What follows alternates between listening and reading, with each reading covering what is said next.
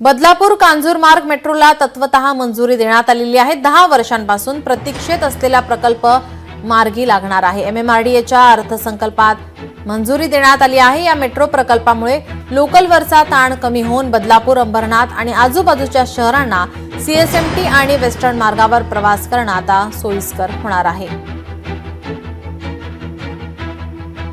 शिंदे साहेब यांनी बैठक घेतली आणि बैठकीमध्ये अर्थसंकल्पामध्ये बदलापूर ते कांजूर मार्ग या जवळजवळ 38 किलोमीटर संपूर्ण मेट्रोच्या मध्ये सर्वात लांबीची जास्त लांबीची जर मेट्रो असेल ती बदलापूरची असेल, त्याला मान्यता काल तत्वता दिली आणि तातडीने ती कामं सुरू करण्याचे आदेश सुद्धा दिले गेलेले आहेत। त्यामुळे बदलापूरला जे मेट्रोचं काम थांबलं होतं, 10 वर्षापासून प्रतीक्षा होती, ती प्रतीक्षा संपली आणि आता बदलापूर शहराला, अंबरनाथ शहराला सगळ्यात चांगलं माध्यम मेट्रोच्या माध्यमातून होईल।